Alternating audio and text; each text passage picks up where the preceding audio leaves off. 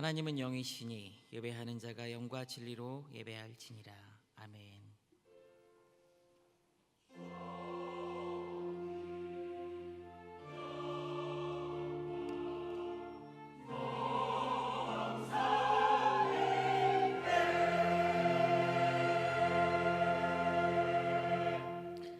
자기의 죄를 숨기는 자는 형통하지 못하나 죄를 자복하고 버리는 자는 불쌍히 여김을 받으리라. 사랑하는 성도 여러분, 지금 이 시간 성령께서 깨닫게 해주시는 대로 한 주간을 돌아보며 각자의 죄악과 잘못을 진실하고 간절한 마음으로 회개하는 기도를 드리겠습니다. 다 같이 통성으로 기도합니다. 아버지 감사합니다. 추수감사주일을 맞아요.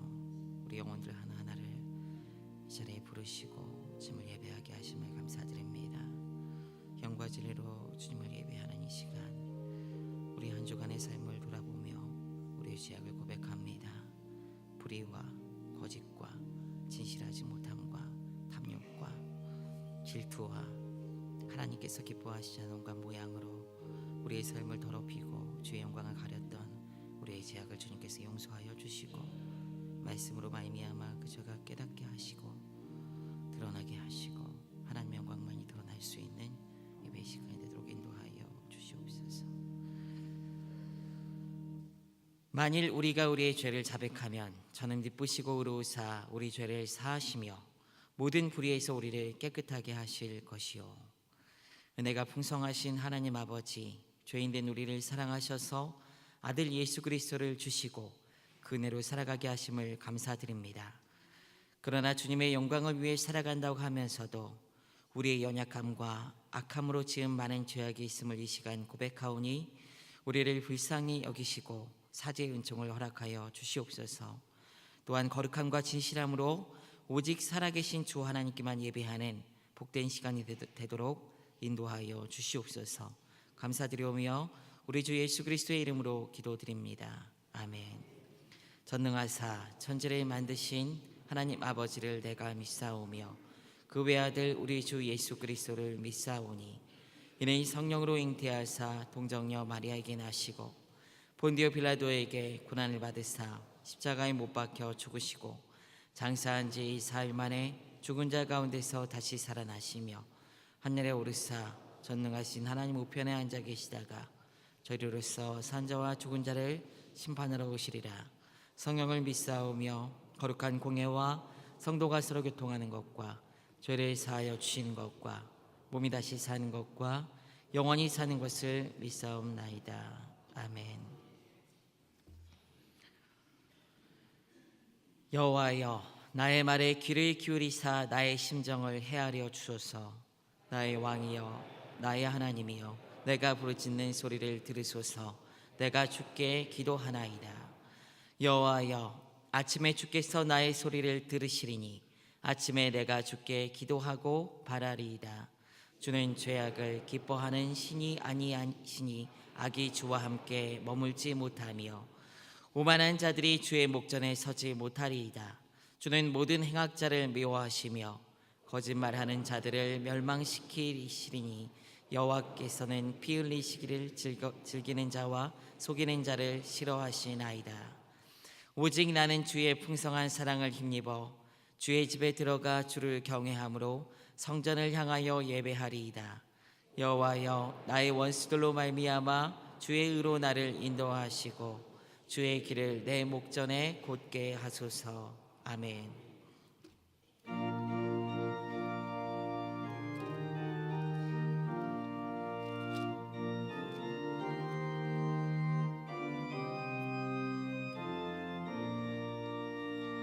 주 하나님 지으신 모든 색을 내 마음 속에 그리어 볼 때 하늘의 별 울려 퍼지는 뇌성 주님의 권능 우주의 찬대 주님의 높고 위대하심을 내 영혼이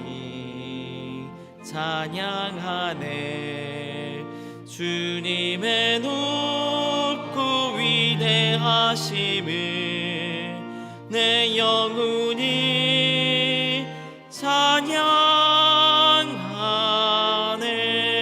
찬양하네.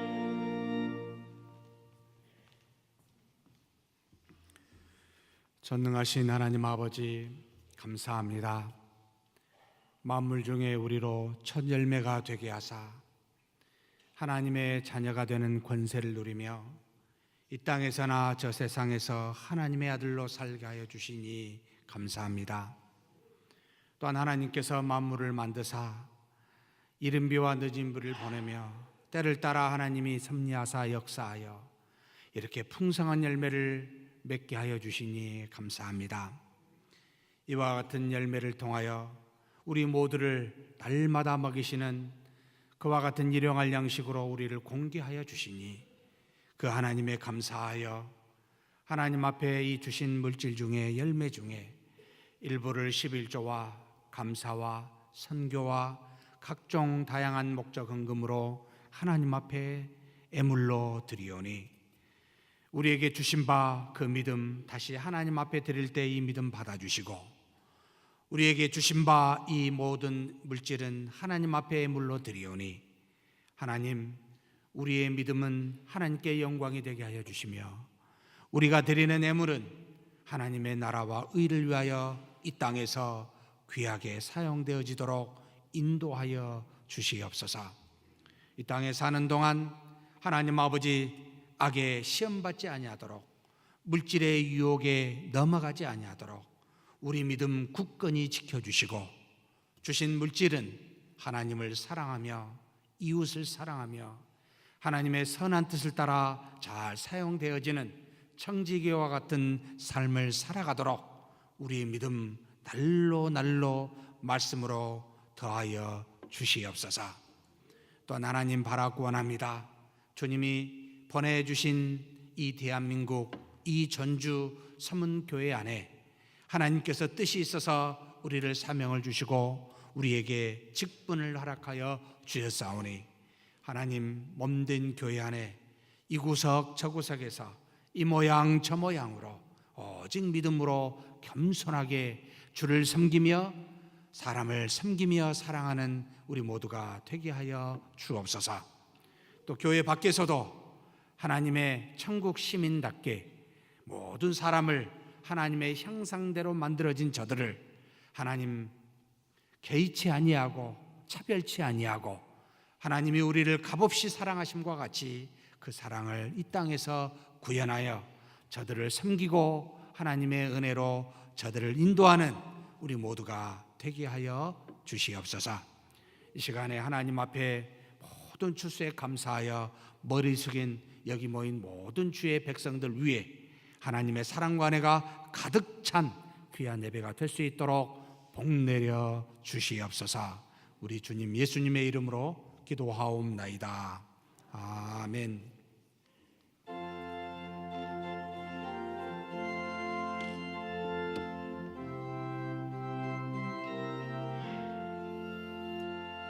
내 죄 속해 주신 주께 힘과 정성 다하니 나의 온갖 언행 심사 주를 위한 것일세. 내게 있는 모든 것을 주를 위해 바치리. 내게 있는 모든 것을 주를 위해 바치리. 나의 손과 발을 들여 주의 명령 행하고 오직 주만 바라보며 주만 찬양하겠네. 항상 주를 찬송하며 이 몸 바치오리다. 항상 주를 찬송하며 이 몸 바치오리다.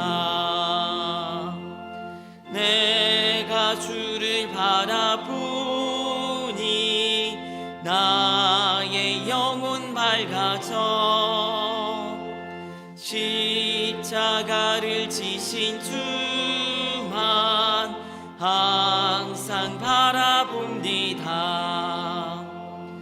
십자가를 바라보며 주만 따라가리라. 십자가를 바라보며 주만 따라가리라. 신기하고 놀라워라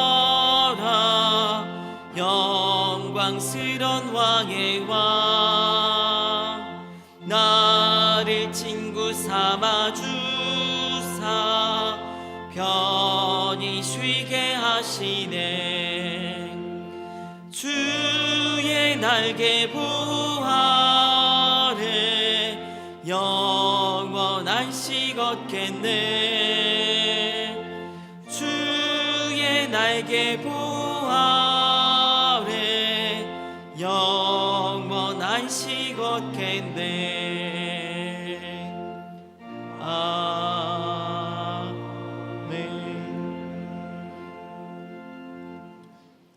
하늘에 계신 우리 아버지 하나님 감사합니다. 주님께서 만드신 온 우주 가운데 주의 영이 계시고 그러므로 우리 가운데에 주의 눈이 지켜보심으로 우리의 언행 심사나 우리의 일거수일투족이 하나님 앞에서 숨겨질 것이 없고 발견되지 않을 것이 없음을 믿사오며 하나님 이 시간 감사합니다. 주님께서 우리를 이처럼 눈동자처럼 지키심으로 창세전에 택하신 주의 백성들이 오늘 또 기쁜 마음으로 주의 부르심을 따라 주의 날에 주님 전에 나와 이렇게 예배자로 섰나이다. 자비로우신 아버지 하나님 감사합니다. 오늘은 한 해를 마무리해 가는 이 시점에 우리가 추수감사주일로 하나님 앞에 이 예배를 드립니다. 비록 우리가 농촌에 살지 않아 특별하게 농사 짓는 것은 없을지라도 하나님, 이 한 해를 오늘까지 지켜주신 하나님의 은혜를 참으로 감사합니다. 우리의 생명이 하나님 앞에서는 순간이어서 우리가 이 땅에 있는 것 같으나 또 다음 주일이 되고 보면 또 새로운 생명이 우리 눈앞에서 사라져감을 우리는 봅니다. 허망한 우리의 이 인생입니다. 참으로 하나님 앞에는 없는 것과 같은 먼지 같은 존재이오나 그러나 주님께서는 우리를 천하보다 귀하게 여기시고 하나님께서 주신 이 생명을 우리가 가지고 이렇게 이 땅 위에 사는 동안 하나님께 예배할 수 있음이 참으로 감사합니다. 하나님, 아직도 우리가 주님 앞에 나와 이렇게 예배할 수 있음을 참으로 감사하며 이 예배가 비록 우리의 생명 가운데 마지막 되는 예배가 될지라도 오직 하나님 앞에 감사함으로 예배하는 저희가 되게 하시기를 원합니다. 예배 자리에 나와 졸며 자다가 하나님의 말씀이 들리워져도 들리지 아니하고 그저 멍하게 있다가 가는 그런 불쌍한 저희가 되지 말게 하시고 아버지 하나님, 우리의 생명이 다하여 주님께서 부르시는 그날에 주님 앞에 찬양하며 나아갈 수 있는 그러한 하나님의 참 아들들로서 생활할 수 있도록 은혜를 베풀어 주시기를 감사합니다. 하나님, 이 나라를 이렇게 굳건히 세워주심도 감사합니다. 우리나라를 엿보는 많은 나라들이 있고 우리가 마땅히 해야 할 것들이 힘이 약해서 하지 못하는 것도 있고 아버지 하나님, 우리가 주의 말씀을 전하기 위해서 세계 각지에 선교사를 보냈지만 갖은 어려움 속에 특별히 저 시진핑이 지배하는 공산당과 김정은이 지배하는 북한의 저 독재주의 속에서 또한 이슬람이라고 하는 많은 어려움 속에서 복음을 전하는 자들도 있어 우리의 생명이 어느 때에 어떻게 될지를 모르는 그런 긴박한 상황에 놓인 자들도 많이 있습니다. 하나님께서 다 아시오니 지켜주시고 우리가 이렇게 주의 날에 어느 곳에 있든지 하나님 앞에 나와 예배할 수 있음을 참으로 감사하면서 주님의 나라를 사모하는 저희가 다 되게 하시기를 원합니다. 우리 서문교회에 많은 역사를 가지고 있지만 하나님 앞에 자랑하며 내세울 것이 별로 없습니다. 하나님, 그러함에도 불구하고 오늘날까지 지켜주시고 우리의 수백 명의 성도들을 지금도 남겨주사 주님 앞에 나와 이렇게 예배하게 하셨사오니 하나님, 우리에게 주신 직분대로 우리의 사명을 다하게 하시기를 원합니다. 이 강단을 맡기신 목사님으로부터 시작해서 수만 세워주신 장로님들과 안수 집사님들과 권사님들과 서리 집사님들과 그리고 온 성도들에 이르기까지 내게 맡기시고자 하시는 하나님의 일을 거부하는 일이 없이 오직 하나님 앞에 순종함으로 감사하며 우리가 하나님께서 우리에게 맡기신 이 교회를 지켜나갈 수 있도록 하나님 함께하여 주옵소서. 자비로우신 아버지 하나님, 말씀을 들을 때에 그 말씀이 참으로 우리의 마음밭에 떨어질 때 옥토 같은 곳에 떨어지게 하여 주시고, 우리가 찬양대와 함께 하나님 앞에 기쁨으로 감사 찬양을 부를 때에 하나님께서 참으로 기뻐 받으실 만한 찬양이 되도록 오늘 또 우리 예배 가운데 하나님 함께하여 주옵소서. 모든 예배를 주님 앞에 부탁하옵고 예수님 이름으로 기도하옵나이다. 아멘.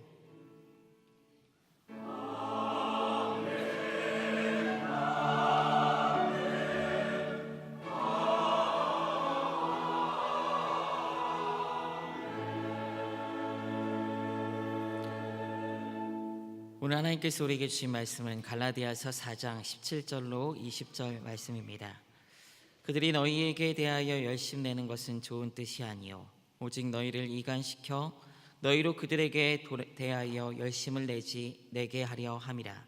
좋은 일에 대하여 열심으로 사모함을 받음은 내가 너희를 대하였을 때뿐 아니라 언제든지 좋으니라. 나의 자녀들아, 너희 속에 그리스도의 형상을 이루기까지 다시 너희를 위하여 해산하는 수고를 하노니 내가 이제라도 너희와 함께 있어 내 언성을 높이려 함은 너희에 대하여 의혹이 있음이라. 아멘.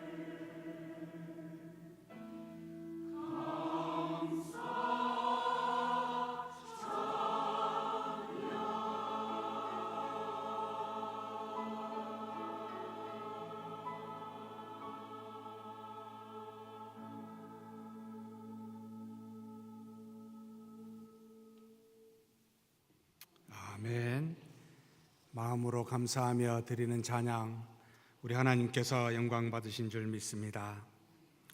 전능하신 하나님 아버지, 우리 하나님께서 우리 연약함과 부족함과 죄악됨을 아십니다. 이 시간 은혜가 필요하오니 주께서 우리 모두에게 말씀을 통하여 깨닫게 하시고 하나님의 한없는 은혜로 이 땅에서 새 힘을 얻어 하나님의 자녀답게 사는 우리 모두가 되도록 복내려 주시옵소서. 우리 주님 예수님의 이름으로 기도하옵나이다. 아멘. 11월 셋째 주 우리 개신교 안에서 항상 추수감사절로 지키고 있습니다. 종종 추수감사절의 유래가 어떠합니까? 라는 질문을 받곤 합니다. 굳이 우리가 성경에서 이 추수감사절의 유래를 따진다면 구약의 율법을 통해 주신 절기에서부터 출발한다고 볼 수 있습니다. 7월 달에 유대인의 달입니다. 하나님께서 모세를 통하여 출애굽한 이후에 하나님의 산이라고 하는 호렙산, 시내산에 다 백성들을 모아놓고 하나님께서 말씀을, 율법을 주십니다. 첫 번째 돌판에 새겨진 그 율법의 말씀은 이스라엘이 금송아지를 섬기는 바람에 모세가 분노하여 깨뜨렸고 다시 만들어진 조각을 가져오라 명하여 오른 이 모세에게 하나님께서는 그 산에서 다시 율법을 주시고 그 다음에 장막을 어떻게 지으실지를 지시하고 난 다음에 내려와서 백성들에게 모든 것을 공표하며 이 하나님의 장막을 지을 것을 선언하고 7일 동안 그들에게 여러 가지 가지고 있는 금과 은이나 다양한 예물들을 받게 됩니다. 그래서 이 7일을 기념하여 장막절이라고 그 뒤로 지키게 되었습니다. 그래서 장막절이 유래가 되었고, 그리고 초막절이라는 것은 같은 의미, 절기이지만 조금 다른 내용과 의미를 갖고 있습니다. 하나님께서 이스라엘 백성을 가나안 땅에 들이시기까지 40년 동안 사막에서 그들을 보호하셨을 때 그들이 초막을 짓고 살아 비록 하나님께 여러 가지 시험과 고난을 당하였지만 그러나 하나님의 보호하심 속에서 무사히 가나안 땅에 가게 되었음을 감사하여 초막절이라고 불른 그와 같은 절기를 장막절과 함께 붙이게 되었고, 가나안 땅에 들어가는 다음에 하나님께서 이른 비와 늦은 비를 주사 그곳에서 자신들이 정착하며 이제는 포도나무 송이를 그 열매를 많이 맺어 그것을 저장하여 너무나 감사하기에 수장절이라는 말로 같은 절기 안에 다른 말로 다른 의미로 함께 지켰던 것에서 굳이 추수감사절의 유래를 찾아본다면 찾아볼 수가 있습니다. 정확하게 추수감사라고 하는 이 명칭은 1620년도에 등장하게 됩니다. 예수 그리스도가 오신 뒤에 모든 절기는 파하고 그리스도 절기와 모든 것의 중심 또는 실체이신 그리스도를 믿음으로 이제는 모든 절기와 율법이 파하고 난 다음에 그 다음에 어떤 것도 지키지 아니하였는데 로만 가톨릭이 기독교를 국교로 삼은 이후에 52주라는 이 주일과 그리고 무려 95개라는 그들이 만든 자신들의 국경일을 만들어서 수많은 절기를 만들어 놨을 때 우리 믿음의 개혁 선조였었던 루터나 칼빈이 다 이걸 파하고 딱 절기 2개만 남겨놨었습니다. 사실 감사절, 감사하면 아무 때나 감사절을 지키라. 금식절, 아무 때나 힘들면 하나님께 금식하며 기도해라 라고 해서 이 2가지로 만들어 놨는데, 미국의 신대륙의 청교도들이 신앙을 쫓아 하나님의 은혜를 다시 그 신앙의 자유를 누리고자 찾아갔었던 뉴 잉글랜드라고 하는 이 미국의 대륙에서 지금의 매사추세츠입니다. 플리머스라는 곳에 1620년도에 당도에 있었던 당시의 청교도들이 굉장히 혹독한 겨울이었습니다. 그때 인디언의 한 부족의 도움으로 그들이 생존하게 되고 그들로부터 얻은 옥수수를 가지고 경작하게 되어 풍성한 열매를 맺어서 인디언들을 초청해 함께 하나님 앞에 감사하며 예배를 드렸던 것이 유래가 되어서 조지 워싱턴 제1대 미국의 왕입니다. 사람이 11월 넷째 주 목요일은 이와 같이 추수감사절로 지키자 해서 그 미국의 국경일이 되어 개신교, 한국에서 미국의 개신교를 받아들인 우리가 그대로 현재 추수감사절이 진행이 되고 있습니다. 물론 추수감사절을 성경에 지키라 한 적은 없지만 우리가 예수 그리스도를 이 땅에 오신 것을 기념하여 크리스마스 성탄절로, 예수 그리스도의 부활을 기념하여 부활절로, 그리고 맥주절이나 하나님이 주신 열매가 첫 열매가 되었고 이렇게 풍성한 열매를 주셨다는 것에 감사하여 추수감사절을 이렇게 지키는 이유는 절기를 지킨다는 말이 아니라 하나님이 주신 은혜에 감사하여 그 뜻을 기념하여 우리의 믿음과 신앙을 견고하게 하겠다라는 취지로 지금까지 지켜왔습니다. 다만 이것이 경계해야 될 것은 다만 이 모든 것 안에 주신 하나님의 의미를, 그 주신 은혜를 우리가 생각하고 기념해야 되는데 마치 절기를, 날짜를 지켜야 된다라고 하는 형식적인 의식으로 들어가게 되는 것을 우리는 앞으로도 경계하며 이 절기를 잘 지키는 저와 여러분이 되었으면 좋겠습니다.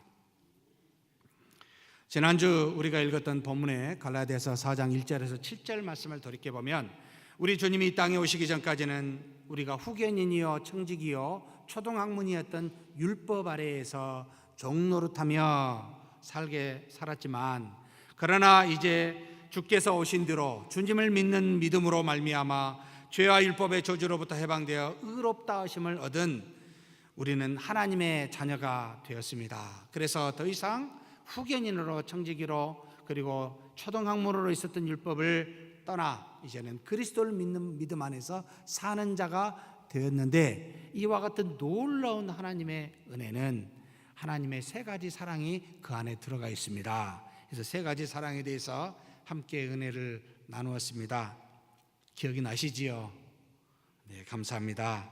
기억이 안 나서 다시 제가 늘 반복하는 이유가 여기에 있습니다. 첫째 사랑은 무엇이지요? 창조주 하나님께서 그의 아들 독생자 제2의 하나님이십니다. 말씀이신 이 독생자 그리스도를 이 땅의 율법 아래에 우리와 같은 종의 형체로 나게 하사 태어나게 하사 우리의 죄를 속량하심으로 우리로 아들의 명분을 곧 양자를 삼게 하시는 것이 참 놀라운 하나님의 사랑이다라는 겁니다. 아무 자격이 없고 아무도 하나님을 찾아 하나님 앞에 나아가 회개하며 하나님의 은혜를 구하지 아니하였음에도 하나님은 자신의 아들을 이 땅에 보내신 것이 바로 사랑입니다. 두 번째로 우리에게 이 사랑 아들의 명분 양자만을 삼는 것이 아니라 바로 우리에게 아들의 영 곧 제3위의 하나님이십니다. 무엇이죠? 그리스도의 영이라 아들의 영이라 거룩한 영이라 또는 하나님의 영이라라고 부르는 성령 보혜사를 우리 마음에 내주게 하사 곧 하나님을 아빠 아버지라 부르게 하셨다는 겁니다. 피조물인 우리에게 이제는 전지전능하신 창조주 하나님의 영이 우리 안에 머무는 그와 같은 놀라운 은혜를 주시사 우리로 하여금 이 땅에서나 저 세상에서 피조물인데 하나님의 자녀되는 권세를 가지고 살게 하는 사랑을 주셨다라는 말입니다. 세 번째로 우리에게 주시는 은혜는 이 땅에서 하나님의 아들로서만 부름을 받고 그와 같이 사는 것이 아니라 우리가 가야 될 온전한 그리고 완전한 목적지인 하나님의 나라, 그 영원한 나라를 우리에게 유업으로 상속하여 주셨다는 겁니다. 그 피조물이 하나님의 아들로서 살게 되었다는 겁니다. 그래서 우리는 구원받은 죄인이요, 또 신적 하나님의 존재의 속성에 참여하는 피조물이라 라는 그와 같은 놀라운 은혜를, 그 사랑을 주신 것이다 라는 말입니다. 오늘 읽은 본문은 그 다음에 해당이 됩니다. 바로 19절에서 20절 보면 갈라디아 교인들 하나님의 말씀을 먼저 받아 그 믿음을 받아 예수 그리스도를 믿고 살았던 그들이 이제는 그 믿음에서 떠나 다른 복음이었던 율법의 행위를 따라 의롭게 됨을 따라가는 그들에게 바울이 솔직한 심정을 표현하고 있는 장면이 나타납니다. 바로 19절에서 20절 말씀 같이 한 목소리로 읽겠습니다. 나의 자녀들아, 너희 속에 그리스도의 형상을 이루기까지 다시 너희를 위하여 해산하는 수고를 하노니 내가 이제라도 너희와 함께 있어 내 언성을 높이려 함은 너희에 대하여 의혹이 있음이라. 자, 지금 바울이 한 번 전했던 복음에서 떠나 다른 복음을 향한 이 갈라디아 교인들을 향해 너희를 위하여 다시 해산하는 수고를 한다라고 말합니다. 무슨 뜻입니까? 마치 아이를 뵌 엄마가 해산하기까지 10개월 동안 아이를 품고 있는 것과 같이 갈라디아 교인들을 그렇게 인내하며 품을 것이라고, 또 마지막 아이가 해산할 때 엄마가 산고하며 고통하며 태어나는 그와 같은 해산하는 수고를 아끼지 아니함처럼 자기도 그 수고를 아끼지 아니하며 이 갈라디아 교인들을 다시 거듭나게 할 거라고 그렇게 솔직한 심정을 표현하며 우리에게 이야기합니다. 사실 이 말씀은 목회를 하고 있는 저와 같은 사람들에게 참 교훈을 주는 말씀입니다. 부모가 자녀를 위하여 자녀가 알아주든 안 알아주든 그저 수고와 아픔을 견디며 사랑하는 것과 같이 그렇게 성도를 사랑하는지 내 자신에게 묻는 말씀이기도 합니다. 그래서 바울이 마지막 설교했었던 에베소 장로를 밀라노에 불러서 마지막 고별 설교를 했을 때 이와 같은 말씀이 생각나게 합니다. 아시아에 온 첫날부터 내가 너희 가운데 행한 것이 어떠한지를 알지 않느냐. 그러면서 겸손과 눈물로 너희들을 섬기고 사랑했음을 표현하고 있습니다. 사랑하는 성도 여러분, 사랑에는 참 겸손과 눈물이 반드시 수반되는구나. 사랑에는 그저 아무 희생 없이 그냥 되지 않는다는 것을 자녀를 키워본 부모라면 다 깨닫고 있습니다. 그래서 바울은 이와 같은 부모의 사랑으로 바로 다른 복음으로 미혹을 받아 이제는 떠나 고통을 주는 어찌 보면 배신한 갈라디아 교인들을 향해 내가 너희와 옆에 있는 것과 같이 언성을 높여 권면한다라고 지금 말합니다. 언성을 높인다라는 말은 여러분 감정적으로 높이 큰 소리로 말한다라는 뜻이 아닙니다. 언어로 직역하면 목소리를 바꾸다라는 뜻입니다. 무슨 뜻입니까?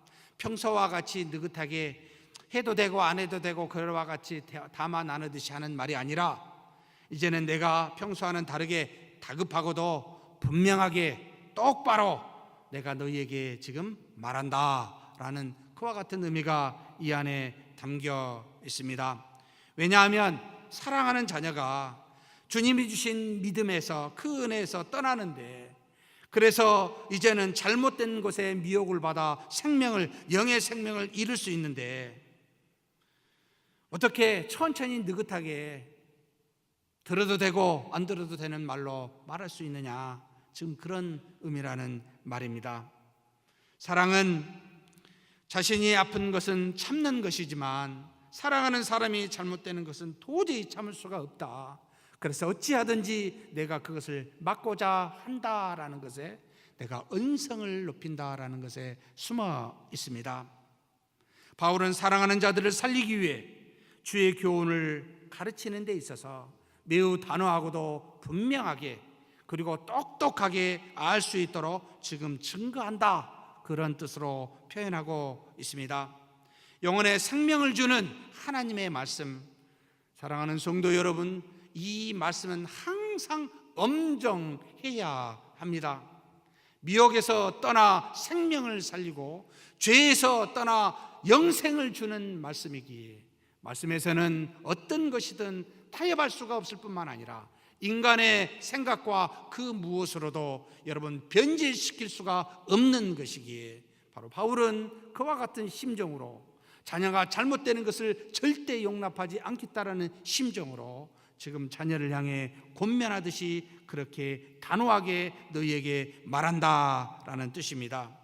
그래서 사랑하는 성도 여러분, 기억하십시오. 죄는 미워하고 죄인은 사랑하며 말씀은 엄정하고 말씀을 어기는 자에게는 너그럽습니다. 그래서 말씀을 표현할 때는 항상 엄정하지만 표현하는 자의 마음의 자세는 항상 너그럽고 사랑이 있어야 됩니다. 그런데 우리가 인간인지라 말씀이 엄정하면 마음도 엄정해지고 마음이 좀 사랑이 있고 좀 느긋하면 말도 그렇게 돼버리는 것이 우리 인간입니다. 참 쉽지 않습니다. 그래서 하나님 앞에 겸손과 눈물로 기도하지 않을 수 없는 것이 바로 우리 신자인 사랑하고자 하는 사람들의 모습이 아닐까 그렇게 생각이 듭니다. 바울이 1차 전도 여행 때 복음을 증거하여 이 갈라디아 교회가 세워졌는데 그들이 다른 복음으로 시험에 빠지니 다시 부모와 같은 사랑으로 간절히 해산하는 수고를 아끼지 않고 하고 있다라는 겁니다. 이 수고에는 그런데 여러분 그저 아무렇게나 하는 것이 아니었습니다. 분명한 뜻과 목적을 가지고 있었습니다. 어떤 목적입니까? 바로 해산하는 수고 앞에 단서가 있었습니다. 너희 안에 그리스도의 형상을 이루기까지라는 표현을 하고 있습니다. 자녀가 다 자랄 때까지 성숙할 때까지 내가 아낌없이 해산하는 수고를 지금 하겠다라는 겁니다. 너희가 다 그리스도의 장성한 분량에 이르기까지 그 믿음을 가기까지 내가 결코 포기하지 아니하고 사랑의 수고를 아끼지 않겠다라는 그런 의도가 이 안에 숨어 있다는 말입니다. 자녀가 성숙할 때까지 부모가 겪는 사랑의 수고와 인내는 자녀를 키워본 사람만이 합니다. 그것도 자녀가 어른이 될 때까지 사랑의 수고를 해본 사람이 압니다. 사랑의 수고는 어떻지요? 머리가 희끗희끗한 형님 누님들, 저도 그 반열에 지금 들어갔습니다. 다 칠해서 지금 안 보일 뿐입니다. 사랑의 수고는 끝이 있던가요? 끝이 없구나. 결혼하면 되겠지. 웬걸요? 전화가 올 때마다 덜컥덜컥 겁납니다. 싸워서 집에 올까 그런 말 할까 봐. 참 사랑에는 종이구나. 한번 사랑하면 종이 되는구나. 그리고 그 종은 거침없이 수고로 아끼지 않구나. 그런데 사랑하니까 어떻습니까? 기뻐요. 기쁨의 수고입니다. 제 어머니가 저한테 주고 싶은 도둑놈아 라고 말하는 것이 참 마음에 늘 남습니다. 정말 사랑은 주고 싶은데 다 아낌없이 주고 싶은데 수고와 사랑, 수고와 희생이 뒤따른다는 겁니다. 그러면서 여기 바울이 갈라디아 교인들에게 그리스도의 형상을 이루기까지 이 사랑을 하겠다라고 지금 말하고 있습니다. 정말 놀랍습니다. 자신의 말을 잘 듣는 교인이 되기를 바라는 그 목표를 갖고 말한 것도 아닙니다. 자신이 가장 영향력 있는 지도자가 되기를 바라는 마음으로 그 목표를 갖고 내가 사랑한다는 것도 아닙니다. 그렇다고 갈라디아 교인들의 수가 정말 많아지기를 바라는 마음으로 내가 너희에게 이 사랑의 수고를 한다는 말도 표현하고 있지 않습니다. 그는 오직 모든 신자가 갈라디아 교인 모두가 다 오직 그리스도의 형상에 이르기까지 그리스도를 닮기까지가 자신의 최대의 목적이라는 말입니다. 사랑하는 성도 여러분, 누구를 목표로 누구를 본으로 삼습니까? 제가 단언컨대 인간 김석호를 절대 본받지 마십시오. 옆에 쳐다보시고 사랑하는 주변의 사람들을 절대 본받지 마십시오. 우리가 온전히 본받을 목표는 오직 딱 한 분밖에 없습니다. 누구지요? 우리 주 예수 그리스도이십니다. 그리스도의 형상에 이르기까지 우리는 끊임없이 닮아가는 게 우리의, 여러분, 인생의 목표요, 신앙의 목적입니다. 이것을 잃어버리면 여러분 뒤통수 맞고 앞통수도 맞습니다. 때가 되면 그런 경험을 하게 됩니다.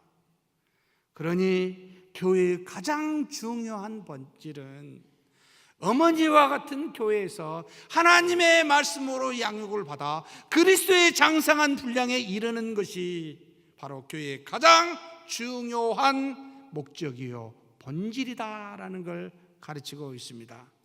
그리스도를 믿어서 그리스도처럼 되어서 그리스도처럼 살다가 그리스도처럼 하나님의 나라에 가는 것이 바로 교회된 우리의 가장 중요한 본질이요 목적이라는 말입니다. 그러니 그 외에 다른 것을 갖고 있다면 무슨 일이 일어나겠습니까? 많이 안 봐도 갈라디아 교인처럼 여러분 미혹이 되어 다른 복음을 따라가게 됩니다. 그래서 바울은 다음과 같이 분명히 증거합니다. 고린도전서 10장 31에서 11장 1절 말씀입니다. 그런즉 너희가 먹든지 마시든지 무엇을 하든지 무엇을 위해서 하라고요? 다 하나님의 영광을 위하여 하라. 유대인에게나 헬라인에게나 하나님의 교회에나 거치는 자가 되지 말고 나와 같이 모든 일에 모든 사람을 기쁘게 하여 자신의 유익을 구하지 아니하고 많은 사람의 유익을 구하여 그들로 구원을 받게 하라. 내가 그리스도를 본받는 자가 된 것 같이 너희도 나를 본받는 자가 되라 라고 말합니다. 누구를 본받으라고요? 예수 그리스도를요. 저와 여러분이 그리스도를 본받는 자라면 우리는 담대하게 이야기할 수 있습니다. 나를 본받으라고. 모두가 다 그리스도를 본받아 사는 것, 이것이 바로 여러분 교회의 본질이요 목표입니다. 사랑하는 성도 여러분, 제발 자신의 성품과 형상을 따라 살지 마십시다. 내 성격이 이러니까 이렇습니다. 말은 그리스도인들이 하는 말이 아닙니다. 그리스도인은 다른 사람이죠. 습관을 버리는, 여러분 성품 주장하시고 경험 주장하시고 이것저것 형편과 환경 주장하시면 도대체 언제 그리스도와 같이 사시겠습니까? 저와 여러분이 오직 그리스도의 형상을 본받아 그리스도와 같은 모습으로 살기를 주의 이름으로 축복합니다. 이러한 심정으로 바울은 갈라디아서 우리가 읽은 본문 이전에 4장 8절에서 18절까지 그리스도의 형상에 이르는 것이 적어도 이와 같은 것이라고 3가지 정도 가르침을 주고 있습니다. 그리스도의 형상에 이르는 것은 이런 거라는 겁니다. 첫 번째로 8절에서 11절까지 그리스도의 형상으로 이르는 모습은 이건 아니에요 라고 말하는 게 있는데, 예전의 습관처럼 다시 약하고 천박한 초등학문으로 돌아가서 다시 그들에게 종노릇하지 말라라고 그렇게 교훈하고 있습니다. 지금 너희는 하나님을 알고 하나님도 너희를 지금 알고 계시는데 어찌 다시 예전으로 돌아가느냐, 어리석게도 말이냐, 그렇게 지금 우리에게 말합니다. 우리 그리스도인들은 이제 믿음으로 새로운 피조물이 되었는데 다시 예전으로 옛 모습으로 돌아간다는 것이 말이 안 되지 않느냐는 겁니다. 그래서 고린도후서 5장 17절에 그런즉 누구든지 그리스도 안에 있으면 뭐라고요? 여러분 예전 것은 갔어요. 새로운 피조물이라는 겁니다. 이전 것은 지나갔으니 보라 새 것이 되었도다. 우리 인생의 주인은 누구라는 거죠? 이제 더 이상 내가 아니라 하나님이시라는 겁니다. 이제는 내가 육체의 소욕을 따라 예전처럼 사는 것이 아니라 이제는 지금 내 안에 계신 성령의 소욕을 따라 사는 자들이 우리라는 겁니다. 여러분이 아직도 자신이 주인이라면, 육체의 소욕으로 따라 아직도 살고 있다면 여러분 고민해 보셔야 됩니다. 둘 중에 한 사람이기 때문에요. 마치 바리새인과 같이 겉은 신자인 척하지만 속은 아직 거듭나지 않는 가식 있는 그런 사람이거나, 두 번째로 믿음이 작은 자에서 아직도 옛 습관을 버리지 못하고 사는 그런 두 종류의 사람의 한 사람이 될 가능성이 큽니다. 만약에 여러분이 아직 거듭나지 않았다면 항상 찾아온 자를 결코 물리치지 아니하시는 자비로우신 인자가 많으신 하나님 앞에 여러분 구하십시오. 믿음을요, 긍휼을 구하셔야 됩니다. 만약 믿음이 적은 자라면 여러분 어떻게 해야 되겠습니까? 믿음을 주신 하나님 앞에 뭘 해야 되겠습니까? 저는 종종 이런 생각이 듭니다. 여러분 매주 주일마다 예배에 참석하시지요? 1년에 그러면 예배를 몇 번 참석하시겠습니까? 52주지요. 10년 하면 몇 번 참석하시겠습니까? 520번이겠지요. 3년 하면 몇 번 되겠습니까? 머리가 복잡해져 버렸습니다. 1500 몇 번입니다. 60번입니까? 좋습니다. 다시 묻지요. 30년을 신앙생활 하신 분 1560번을 예배 드렸는데 좀 어떻습니까? 네? 이거 예배 드리나 많아잖아. 불현대 제 마음에요. 이리 드려봤자 뭐 똑같은데 뭐 때문에 드립니까 하나님? 참 예배 무용론인가? 저한테 질문하면서 이렇게 질문을 바꿔봤습니다. 일주일인 몇 시간입니까? 하루에 24시간이면 7을 곱하면 머리가 복잡해버립니다. 예? 168번입니까? 틀리면 틀리다고 말씀해 주십시오. 168시간 중에 예배를 드리는 시간은 몇 시간입니까? 혹시 주일 한 번만 드리면 1시간이겠지요. 168분의 1을 가지고 혹시 내가 변화될 수 있을 거라고 생각하십니까? 이거 아니구나. 하나님의 말씀을 여러분 믿음은 들음에서 나며 들음은 하나님의 말씀에서 말미암는다고 말합니다.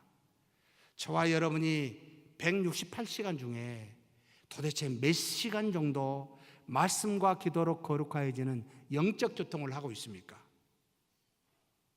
신앙 30년? 아니 100년을 한다 쳐보십시다. 168분의 1 시간을 가지고 100년 하면 엄청 성장해 있겠습니까? 하나님을 만홀히 여기지 마십시다.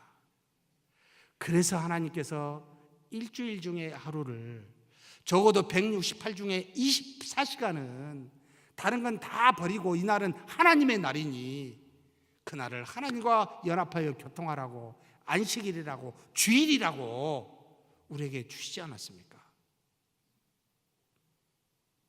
여러분 진짜 우리가 좀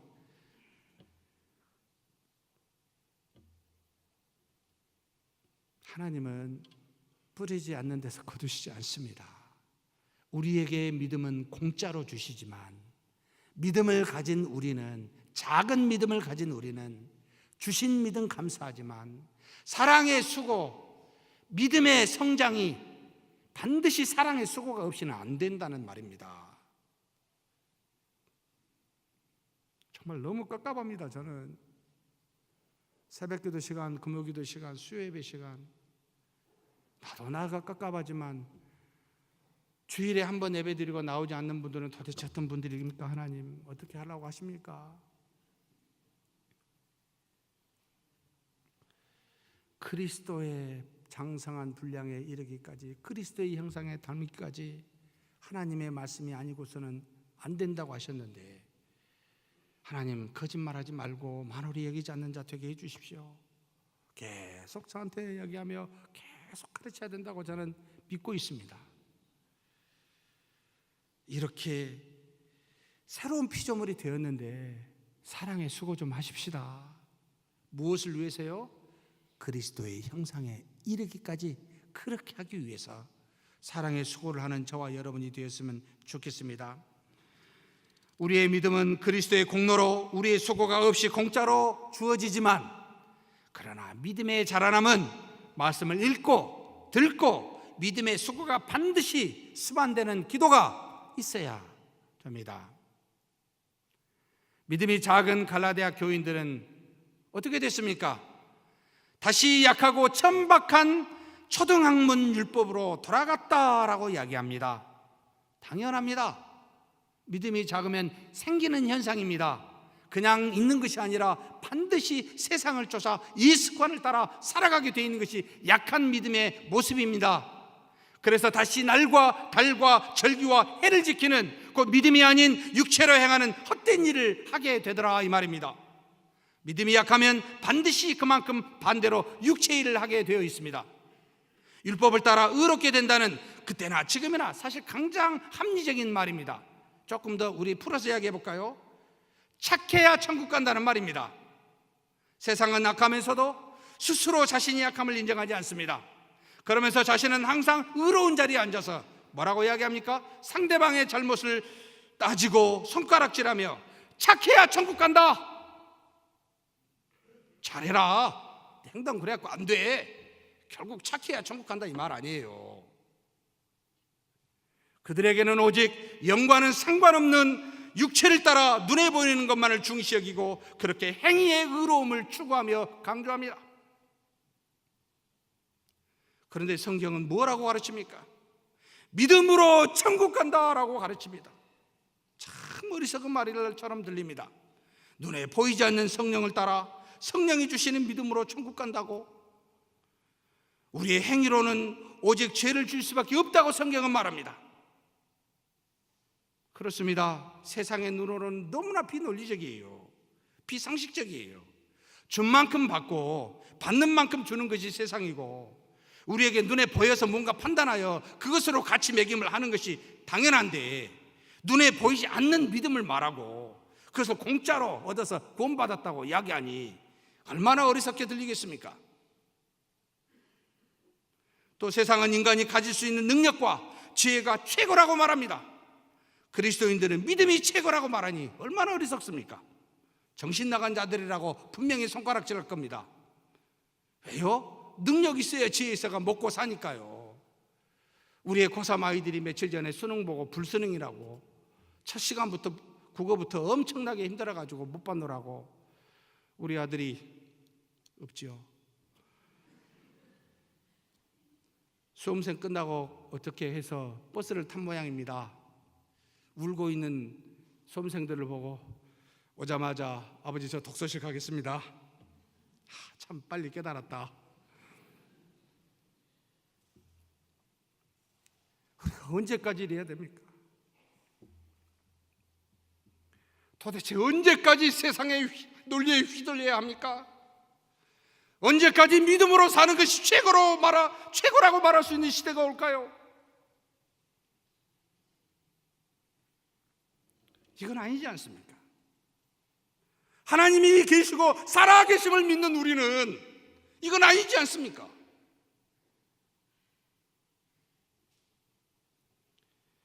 그래서 고린도전서 3장 18절에서 20절에 이렇게 말합니다.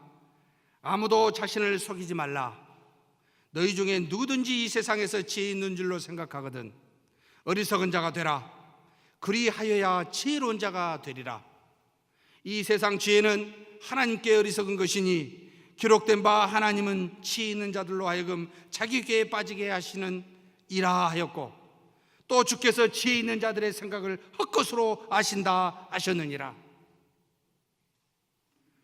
세상의 지혜가 아무것도 아니라는 겁니다. 헛것이라고요.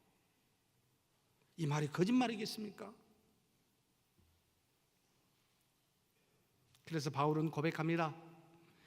유대인은 이적을 구하고 헬라인은 지혜를 구하나 나는 복음을 부끄러워하지 않는다고. 왜요? 이 복음은 구원을 주시는 하나님의 능력이기 때문에요. 오직 믿음으로만 구원에 이르기 때문에요. 이 복음에서 믿음이 나오기 때문에요. 사랑하는 형제자매 여러분, 예전의 행위로 돌아가지 마십시다. 세상으로 다시 돌아가지 마십시다. 어리석게 보이는 이 믿음이 구원을 주시는 하나님의 능력이요 지혜이기 때문에 그렇습니다. 우리는 이것으로 하나님의 나라에 갑니다. 이것으로 하나님의 자녀가 되었습니다. 이제는 됐으니까 세상 지혜도 필요하다고요? 그렇게 말 좀 하지 마십시다. 믿음 하나면은 피로 충분하다고 말하지 않습니까? 교회에서 믿음 플러스 알파도 필요하다라는 말이, 알파라는 말을 하지 않지만 얼마나 말을 많이 하는지 모릅니다. 정말 하나님이 그렇게 말씀한 거 있으면 좀 보여주십시오. 두 번째로 4장 12절에서 15절에 바울은 갈라디아 교인들에게 육체를 따라 나오는 판단으로 사람을 사랑하고 섬긴 것이 아니라 믿음을 따라 나오는 사랑과 섬김을 요청하고 있습니다.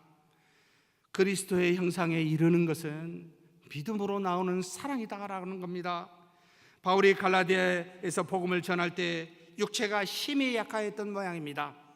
이 육체의 연약함은 잘 정확하게 기록되어 있지 않지만 바울의 눈으로 추정이 됩니다. 왜냐하면 15절에 이렇게 이야기하고 있기 때문이지요. 갈라디아 교인들이 자신들의 눈을 빼어서라도 자기를 사랑하고 섬기는 그와 같은 내용이 15절에 표현되어 있습니다. 고대 사회 가치관에서는 병자나 약자나 가난한 자는 하늘의 저주를 받은 자로 그렇게 치부하였던 시대였습니다.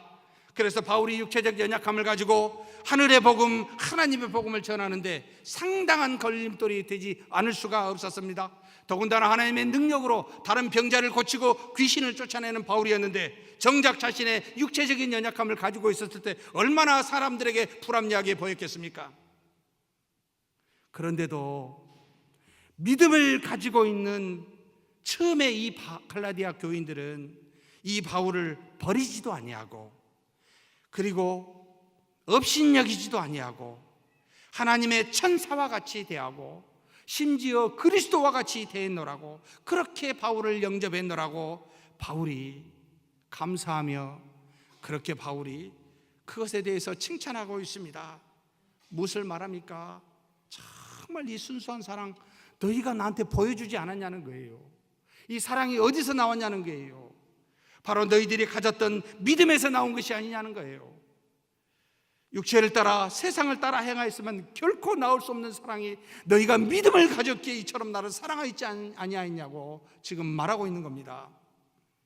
바울은 그리스도의 형상에 이른다는 말은 바로 이와 같은 믿음에서 나오는 순수한 사랑으로 사람을 사랑하고 섬기는 것을 말해주고 있습니다. 사랑하는 성도 여러분, 상대의 조건을 보고 사랑하지 마십시다. 내 자신의 이익의 여부를 가지고 사랑의 여부를 결정하지 마십시다.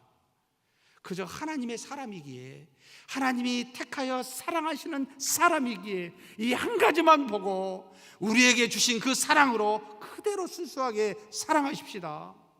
이것이 바로 갈라디아 교인들이 바울에게 보여준 사랑이었습니다. 그리스도의 장성한 분량에 이른 사람은 육체를 따라 사랑하지 아니하고 바로 믿음을 따라 사랑하는 자들이다 라는 겁니다. 그래서 요한일서 4장 7절에서 8절에 이렇게 말씀하십니다. 사랑하는 자들아, 우리가 서로 사랑하자. 사랑은 누구에게 속했다고요? 하나님께 속한 것이니 사랑하는 자마다 하나님으로부터 나서 하나님을 알고 사랑하지 아니하는 자는 하나님을 알지 못하나니 이는 하나님은 사랑이심이라. 육체를 따라 하는 사랑은 사랑이 아니라는 말입니다. 믿음에서, 하나님을 믿는 믿음에서, 사랑이신 분을 믿는 믿음에서 나온 사랑이 그제서야 사랑이라는 거예요. 왜요? 가리지 않습니다. 그저 순수하게 당시의 모든 이론을 뛰어넘는 사랑이기 때문에 그렇습니다. 지금도 마찬가지입니다. 이 모양 저 모양으로 따져서 사랑하는 것이 아니라 믿음으로, 그저 하나님의 사람이라면 믿음으로 사랑하는 저와 여러분이 되기를 주의 이름으로 축복합니다. 마지막으로 17절에서 18절에 어떤 열심이든지 자신을 향해 있지 말고 좋은 일 곧 믿음을 향해 열심을 내는 자가 바로 그리스도의 형상에 이르는 자라는 겁니다. 유대인들에게는 유대교회에 대한 열심이 특심이었습니다. 특별히 율법과 성전과 안식일에 대해서만큼은 굉장한 열심을 갖고 있었습니다. 율법에 따라 엄격히 절기와 제사를 드렸고, 그리고 성전에 들어갈 때는 반드시 성결법에 따라 그들이 성결하고 난 다음에 들어갔으며, 안식일에는 미시라라고 하는 구전까지 지키면서 2km 이상 걸으면 일이 되고, 심지어 안식일 전날에 불을 꺼놔가지고 밤에 불을 켜면 일이 될까봐 안식일 전날에 불을 켜놓고 종일 안식일에는 불도 끄지 않고 있는, 그와 같이 안식일을 지키는 굉장한 열심을 갖고 있었습니다. 그런데 그들이 갈라디아 지방, 유대계뿐만 아니라 유대 지방뿐만 아니라 갈라디아 디아스포라로 흩어져 있는 모든 유대인들이 어디서든지 이 열심을 가지고 있었습니다. 율법에 따라 철저히 절기와 안식일과 그와 같은 모습으로 지킨 이들의 모습, 이들이 바로 갈라디아 교회에 와서 똑같은 열심을 냈습니다. 갈라디아 교인들이 어떻게 생각했을까요? 대단하다, 와, 믿음을 가지려면 저렇게 가져야 돼 라고 생각지 않았겠어요? 당장에 주목을 받을 수밖에 없었고 교회에 상당한 영향을 줄 수밖에 없었습니다. 바울은 이것을 정확하게 그 문제가 무엇인지를 지적합니다. 바로 4장 17절 말씀입니다. 같이 한번 읽겠습니다. 그들이 너희에게 대하여 열심 내는 것은 좋은 뜻이 아니요 오직 너희를 이간시켜 너희로 그들에게 대하여 열심을 내게 하려 함이라. 그들의 열심은 하나님을 향한 열심이 아니었습니다. 그들은 그들 자신을 위한 열심이라고 지적합니다. 유대인들이 갈라디아 교인들에게 열심히 율법을 선전하며 가르쳤던 것은 그 유대인들이 아닌 그 교인들로 하여금, 갈라디아 교인들로 하여금 율법을 통해 하나님께 나아가게 하려는 것이 아니라 율법을 잘하는 자신들에게 나오도록, 그래서 자신들에게 열심을 내게 하여 자신들에게 굴복시켜 자신들의 영향력을 확대시키고 싶은, 그것이 바로 이 유대인들의 목적이라는 말입니다. 결과는 어떻게 되겠습니까? 이간질이 되어버렸습니다. 나눠지게 됐다는 겁니다. 사랑하는 성도 여러분, 기억하십시오. 열심을 냈을 때 과연 무엇을 위한 열심입니까? 이간질이 나는 열심은 다 자기의 유익을 위한 열심임을 기억하십시오.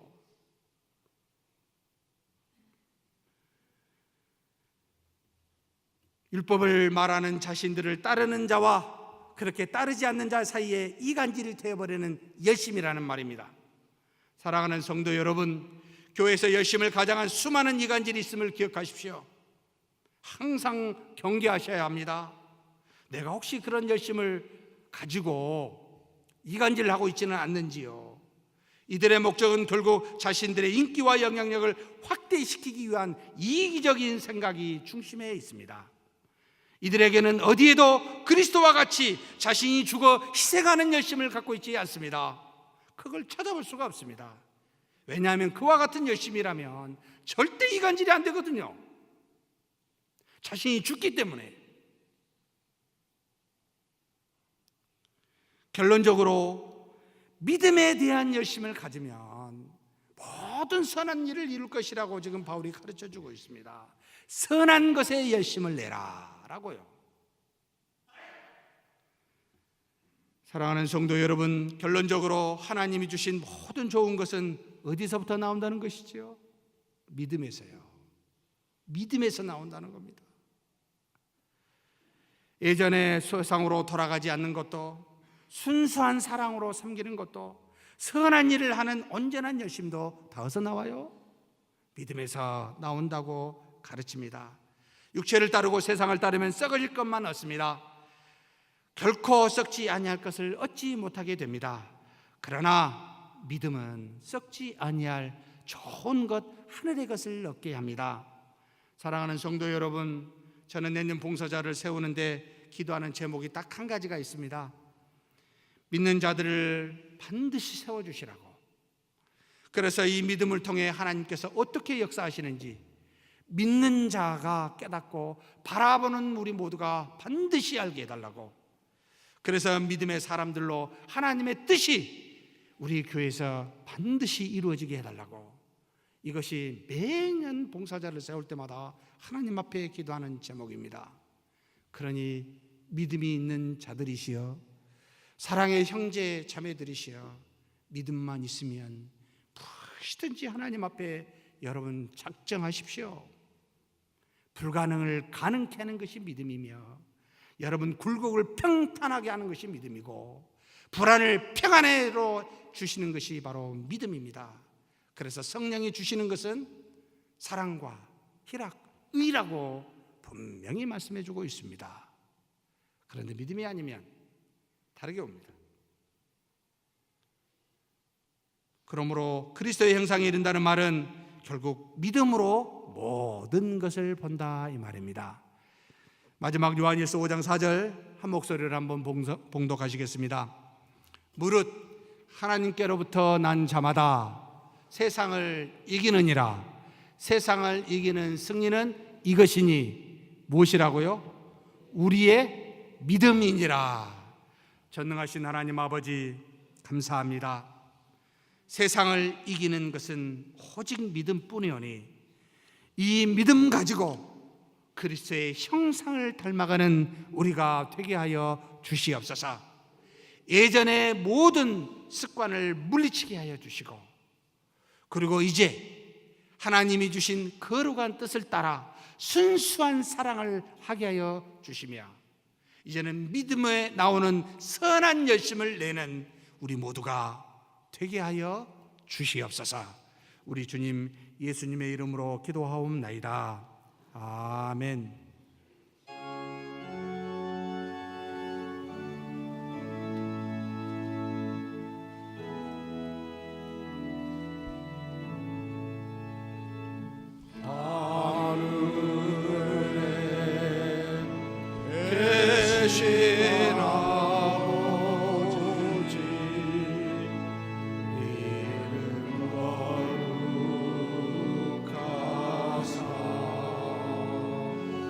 주님 나라 임하시고 뜻이 이루어지이다.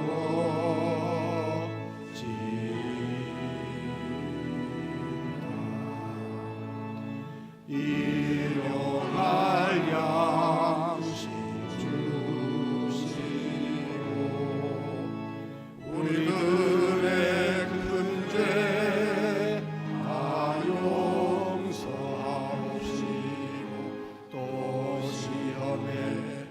마시고 악에서 벗어나소서. 내게 주의 나라 주의 권세 주의 영광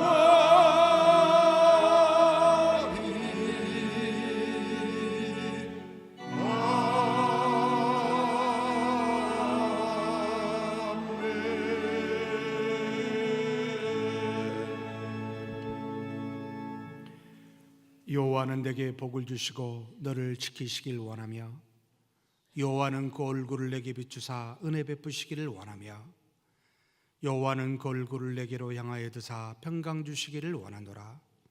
주 예수 그리스도의 은혜와 하나님의 사랑과 성령의 교통하심이 너희 무리와 함께 있어지이다. 아멘.